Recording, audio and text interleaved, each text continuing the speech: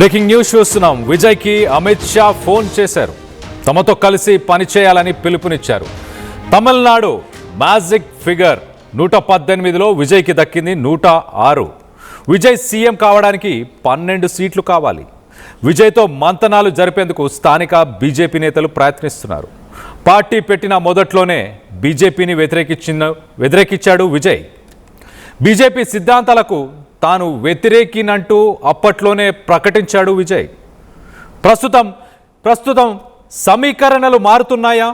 మోడీ ఆదేశంతోనే అమిత్ షా రంగంలోకి దిగారా?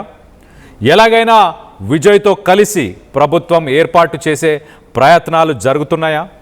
ఇందుకు స్థానిక బీజేపీ నేతలు కూడా టీవీకే నేతలపై ఒత్తిడి తెస్తున్నారా? విజయ్పై ఈ ప్రెషర్ ఎక్కువగా ఉందా? విజయ్ సీఎం కావడానికి ఎవరి సపోర్ట్ తీసుకునే అవకాశం ఉంది? క్లుప్తంగా విశ్లేషించే ప్రయత్నం చేద్దాం. మొదటగా ఇటు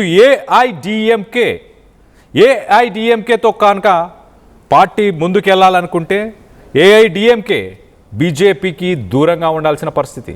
ఎందుకంటే విజయ్ మొదటి నుంచి బీజేపీ నా ఐడియాలజికల్ శత్రువు అని చెప్పుకొచ్చాడు. మరో పక్కన డిఎంకే నా పొలిటికల్ శత్రువు అంటూ ముందు నుంచి చెప్పుకొచ్చాడు.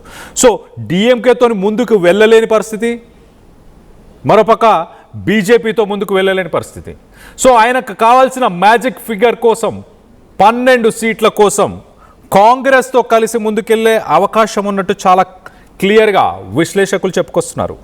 కాంగ్రెస్ ఒక్కసారి మనం చూస్తే కాంగ్రెస్ ఆల్రెడీ డిఎంకే ఇటు టీవీకే అధినేత విజయ్తోని బ్యాక్ ఛానల్లో ఆల్రెడీ కాంగ్రెస్ మాట్లాడుతున్నట్టు తెలుస్తుంది.